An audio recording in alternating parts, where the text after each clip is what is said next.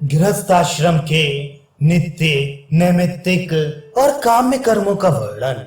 गृहस्थ मात्र को नित्य, नैमित्तिक और काम में ये 3 प्रकार के कर्म कहे हैं। अब तीनों कर्मों को कहता हूं, तुम श्रवण करो। रात्रि के पिछले पहर में उठकर विष्णु का स्मरण करे। इसके पीछे मंगल द्रव्यों को देखकर आवश्यक ये कर्मों को करे। इसके पीछे शौच क्रिया को करके अग्नि की सेवा करे। इसके उपरांत जल से दांतों को धोकर स्नान कर ब्राह्मण संध्या करने के उपरांत देवता और पितरों का तर्पण करे। इसके पीछे वेद, वेदांग, शास्त्र और इतिहास इनका अभ्यास करे। फिर अच्छे शिष्य और उत्तम ब्राह्मण को पढ़ाए।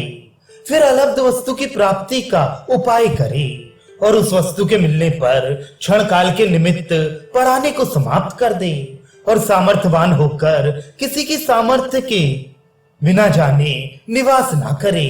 अर्थात जिस जगह अपने को कोई ना जानता हो उस स्थान पर निवास ना करे। नदी, सरोवर, बावली, कुंड, झरने इनमें स्नान जब करे, जबकि पहले 5 पिंड मिट्टी के बाहर निकाल दे।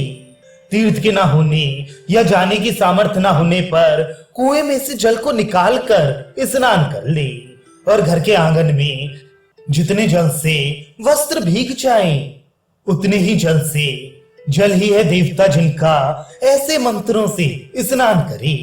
इसके उपरांत पवित्र करने वाले मंत्रों से मार्जन करे और मंत्रों से 3 प्राणायाम कर सूर्य के मंत्रों से सूर्य का दर्शन करे। इसके पीछे खड़ा होकर वेद माता गायत्री का और वेद का अभ्यास करे। ऋग्वेद, यजुर्वेद, सामवेद और अथर्ववेद, इतिहास, पुराण, वेद और उपनिषद इनके अल्प भाग की भी समाप्ति होने तक जो ब्राह्मण अपनी शक्ति के अनुसार भली भांति से पढ़ता है वह यज्ञ, दान और तप इनके संपूर्ण फल को पाता है। इस कारण ब्राह्मण प्रतिदिन मौन धारण कर वेद का पाठ करे और संपूर्ण धर्म तथा इतिहास भी अपने सामर्थ्य के अनुसार पढ़े। स्वाध्याय को करके प्रथम देवताओं का तर्पण इस प्रकार से करे। पूर्व को मुख कर दाहिने घुटने को नवाकर पूर्व को अग्रभाग वाली ज्योतिल आदि को लेकर स्वाभाविक रूप से यज्ञोपवीत को धारण कर 2 अंजलि देकर तर्पण करे। दोनों घुटनों को बराबर कर जनेऊ कंठ में पहने उत्तर को मुख करे। बाईं ओर को अप्रभाग वाली तिरछी कुशा और तिल मिले हुए जौ से कनिष्ठा उंगली के मूल से उत्तर में जो गिरे ऐसे जल द्वारा 2-2 अंजलियों से फिर मनुष्यों का तर्पण करे। दक्षिण की ओर को मुख कर बाएं घुटने को नवाए। द्विगुण कुशाओं से तिल और देशनी के मूल और कुशा से गिरते जलों से दाहिने कंधे पर जनेऊ रख क्रमानुसार 3-3 अंजलि देकर देवता रूप पितरों का तर्पण कर फिर अपने पितरों का तर्पण करे। इसके पीछे माता और माता महा आदि तीनों का भी इसी भांति तर्पण करे और जो माता महा के गोत्र के अन्य दाह से वर्जित हैं उनका भी पृथक पृथक 2-2 अंजलि देकर तर्पण करे। और जो बिना संस्कार के हुए ही मर गए हैं, जिनका दाह आदिक संस्कार नहीं हुआ है, उनकी तृप्ति वस्त्र निचोड़ने से ही हो जाती है।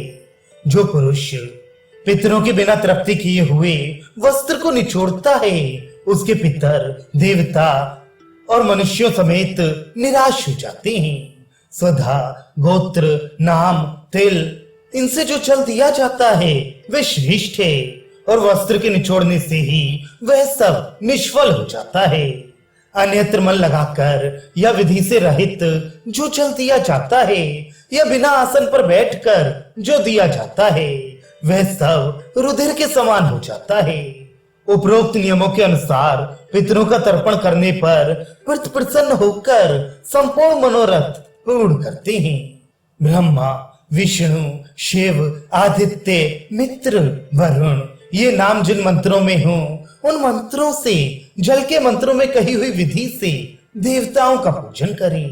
पूर्व दिशा का पूजन कर सूर्य की स्तुति करके ब्रह्मा, अग्नि, इंद्र, औषधि, जीव, विष्णु इन दोषनाशकों को अब उनके मंत्रों से नमस्कार कर और उनके नामों से सत्कार करके मुखों को पहुंच इस भांति स्नान करे।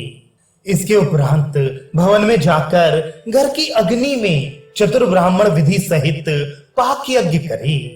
जिसने घर की अग्नि में अग्निहोत्र ग्रहण ना किया हो वह ब्राह्मण गृहस्थ से भरे हुए अन्न को लेकर शाकल ऋषि की विधि के अनुसार लौकिक अग्नि में हवन करे। पृथक पृथक व्याहृतियों से और फिर संपूर्ण व्याहृतियों से 6 आहुति देवकृतस्य इस मंत्र से क्रमानुसार देकर इसके पीछे स्विष्टकृत प्रजापत्य की 12 आहुति देकर स्विष्ट की विधि से पहले ओमकार और अंत में स्वाहा हो। इस भांति से आहुति का त्याग होता है। पृथ्वी पर कुशा बिछाकर उसके ऊपर बलि वैश्य देव करे और विषेभ्यो देवेभ्यो नमः सर्वेभ्य भूतेभ्य नमः और भूतानाम पते नमः। इस भांति शास्त्र का जानने वाला पुरुष 3 बलि अग्नि द्वार भाग में दी। पृथिव्या स्वाहा नमः इस मंत्र से पितरों को दे। पात्रों को धोने का जल वायु कोण में फेंक दे। फिर 16 ग्रास भर घी से छिड़के हुए अन्न को निकालकर इदम अन्नम मनुष्यभ्यो हंतम ये कहकर दे दे और फिर गोत्र नाम स्वधा कहकर पितरों को भी दे। प्रतियज्ञ की विधि के अनुसार 6 3 प्रतिपक्ष के और 3 मार्त पक्ष के नित्य अन्न दे। इसके पीछे यज्ञ की प्राप्ति के निमित्त कुछ वेद आदि को भी पढ़े। इसके पीछे अन्य अन्न को ग्रहण कर घर के बाहर जाकर काक कुत्ते इनको भी ग्रास दे और गौ को भी ग्रास देना उचित है। इसके पीछे घर के द्वार पर बैठकर पवित्र भाव से अतिथि की प्रतीक्षा करता हुआ 2 घड़ी तक आप भोजन ना करें। जो दूर से आया हो, श्रांत हो, भोजन करने की इच्छा करता हो और अकिंचन हो अर्थात जिसके पास कुछ ना हो, ऐसे अतिथि को देखकर उसी समय उसके सम्मुख जाकर उसे घर ले आए और विनय सहित पूजन सत्कार करे। अतिथि के चरण धोने, भली भांति सत्कार करने और उपटन आदि मलने से यज्ञ से भी अधिक स्वर्ग की प्राप्ति होती है। उचित समय पर आया हुआ अतिथि और वेद के पार जाने वाला अर्थात किसी निमित्त से ये दोनों घर पर आए हुए पूजित हों तो स्वर्ग में ले जाते हैं और जो इनकी पूजा नहीं करता उसे नरक में ले जाते हैं। जिसका विवाह अपने यहाँ हुआ हो और जो ब्रह्मचर्य को समाप्त करके गृहस्थाश्रम में जाने को उद्यत हो, राजा, आचार्य, मित्र, ऋत्विज ये सबके घर पर आए हुए प्रतिवर्ष धर्म से पूजने योग्य हैं। जो वेद पाठी घर पर आए उसका भलीभांति सत्कार कर श्रद्धा से एक बड़ा भाग देकर विदा करते। वेद पाठी के भलीभांति तृप्त होने पर उसके पीछे पीछे कुछ दूर चलकर उसे विदा करते। इसके पीछे मित्र, मामा, संबंधी, बांधव इनके घर आने पर भोजन कराए। भिक्षुक गृहस्थ की सम्मान से दी हुई भिक्षा को ग्रहण करे और जो गृहस्थ स्वयं स्वादिष्ट अन्न का भोजन कर अस्वादिष्ट अन्न भिक्षुक या अतिथि को देता है वह अधोगति को प्राप्त होता है। गर्भवती स्त्री, रोगी, भृत्य, बालक और वृद्ध इनके भूखे रहते जो गृहस्थ भोजन करता है वह महान पाप का भागी होता है। बिना निमंत्रण के पकवान आदि का भोजन ना करे और ना उसकी अभिलाषा करे। यदि कोई पुरुष निमंत्रण दे भी तो भी ब्राह्मण निवारण कर सकता है। शूद्र जिसे पाप लगा हो, ब्याज लेकर निर्वाह करने वाला, वाग दुष्ट, गूंगा अथवा निरंतर झूठ बोलने वाला, कठोर हृदय, चोर, क्रोधी, पतित और जो हिंसा आदि से जीविका करते हैं, नट, कलाल, उन्नत, उन्मत्त, व्रात्य जिसने व्रत को छोड़ दिया हो, नंगा, नास्तिक, निर्लज्ज, चुगल, व्यसनी जिसे कामदेव और स्त्रियों ने जीता हो, असज्जन, दूसरे की निंदा करने वाला असमर्थ और कीर्तिमान होकर भी जो राजा और देवता के द्रव्य को हरण कर ले। शैया, आसन, संसर्ग, व्रत कर्म, इनमें जो भी किसी भांति दूषित हो और श्रद्धाहीन, पतित, भ्रष्टाचार, नट आदि ये संपूर्ण अभोज्यान्न कहे हैं, अर्थात इनके यहाँ के अन्न को ना खाए। कारण कि जो जिसके यहाँ के अन्न को खाता है वह उसी के समान हो जाता है।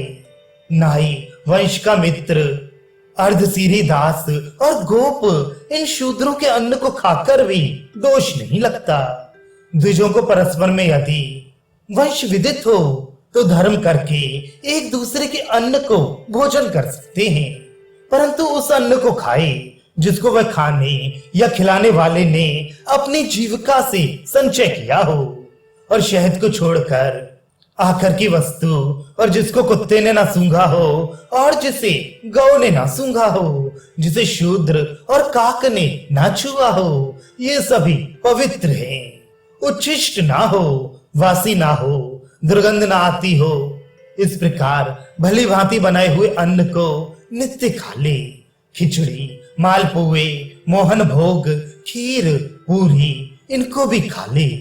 ब्राह्मण श्राद्ध आदिक में बिना नियुक्त मांस भोजन कदापि न करे, परंतु यज्ञ में यह श्राद्ध में नियुक्त होकर ब्राह्मण यदि मांस भोजन ना करे तो पतित होता है। क्षत्रिय मृग्या करके लाए हुए मांस से पितर और देवताओं को पूज कर उसमें से आप भी भोजन करे, और उनमें से 12वें भाग को मोल लेकर वैश्य भी खा ले तो अधर्म नहीं है।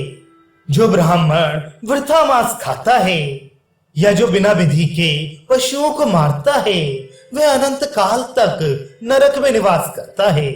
जब तक चंद्रमा और तारागण आकाश में स्थित करते हैं तभी तक उसका नरक में वास है।